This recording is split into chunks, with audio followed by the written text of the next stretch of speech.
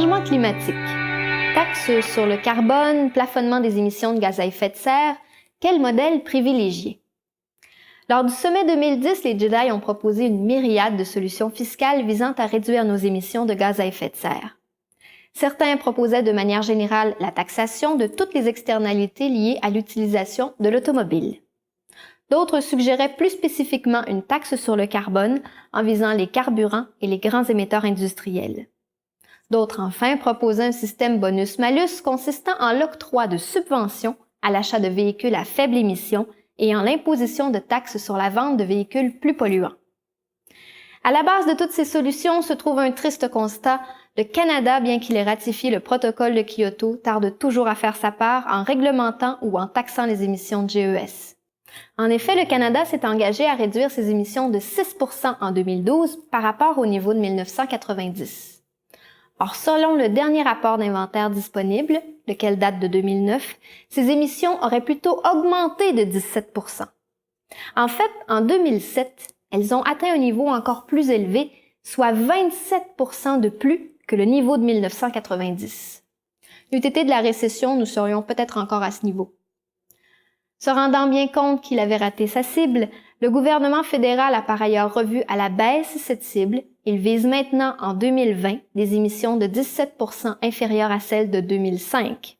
Pour comparer à des comparables, cela équivaut à une augmentation de 3% par rapport à 1990, alors qu'en vertu de Kyoto, c'était une diminution de 6% dès l'année prochaine. C'est trop peu, trop tard.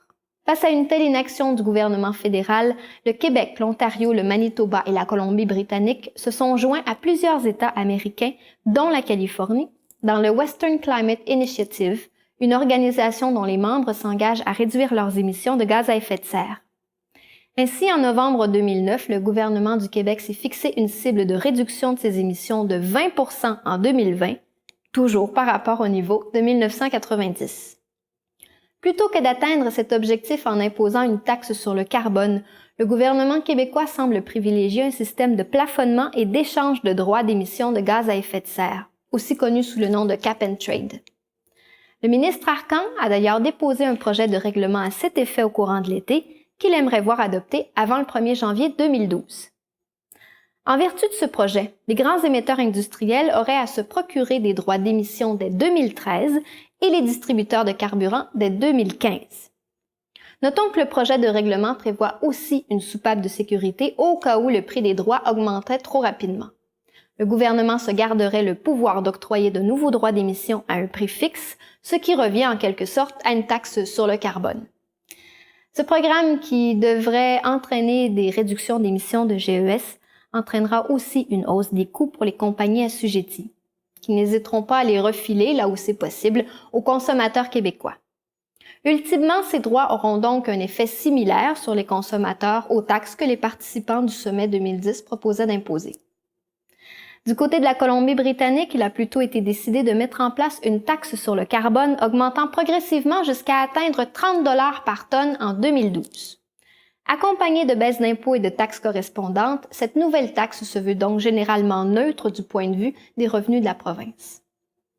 Notons enfin que cette hausse de coûts en effraie certains, surtout dans un contexte où plane la menace d'une nouvelle récession, au point où l'on craint que des membres importants du Western Climate Initiative ne soient pas au rendez-vous. Si cela devait se produire, le Québec, en imposant à son industrie une hausse de coûts, rendrait celle-ci moins compétitive. D'ailleurs, plusieurs sont sceptiques quant à l'avenir du protocole de Kyoto.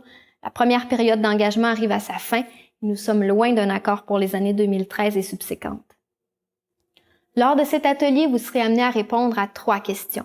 D'abord, le Québec doit-il continuer d'être un leader nord-américain en matière de réduction de GES, même si ses partenaires l'abandonnent?